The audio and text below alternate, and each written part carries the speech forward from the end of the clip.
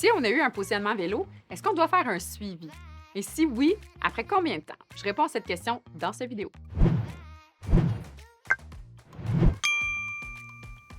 Il y a 4 raisons qui peuvent faire en sorte qu'on a besoin d'un suivi avec son positionnement vélo. 1. Notre corps a changé. 2. Nos pieds ont bougé. 3. On a des nouveaux objectifs de positionnement. Et 4.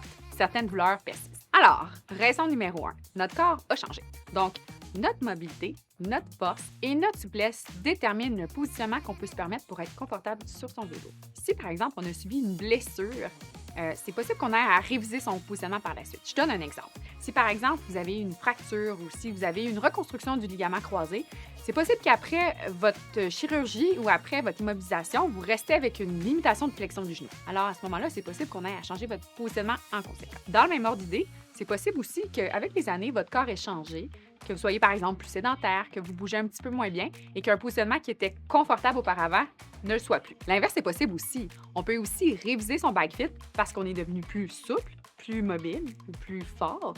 Par exemple, quelqu'un qui aurait fait des exercices de renforcement du tronc pourrait avoir une révision de son bike fit pour, par exemple, descendre son guidon.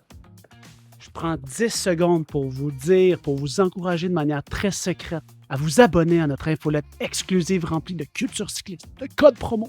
C'est sous la vidéo. Raison numéro 2, les pièces de notre vélo ont bougé. Donc, il y a plein de choses qui peuvent faire en sorte aussi que nos pièces ont bougé. On peut avoir eu une chute qui a fait en sorte que nos pièces se sont déplacées. Ça peut être parfois à force de transporter son vélo dans sa voiture. Ça fait une pression sur les composantes puis finissent par bouger légèrement.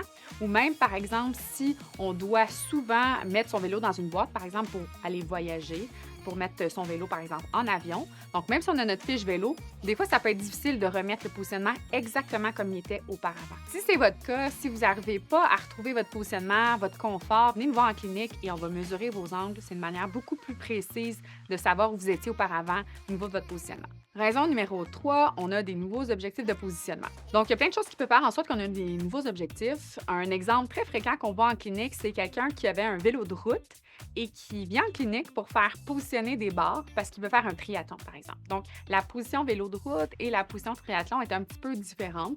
Donc, des fois, on va faire des petits ajustements en conséquence. Une autre raison serait, par exemple, quelqu'un qui, justement, était très confortable dans un positionnement agressif et que là, maintenant, avec le temps, fait un petit peu moins de vélo et voudrait revenir à une position qui est un petit peu plus conventionnelle.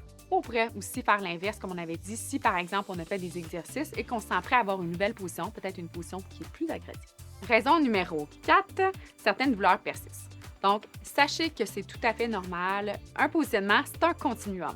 Donc, c'est normal que parfois, il y a des inconforts après un positionnement. Le positionnement vélo, ce n'est pas une science qui est exacte. Il y a beaucoup de zones grises et beaucoup de subjectivité aussi. Tous les cyclistes n'aiment pas être positionnés de la même manière. Pour savoir ce qu'on aime, il faut faire un petit peu d'essai-erreur. Pour du vélo de route, on va conseiller en général une période d'adaptation de près de 300 km.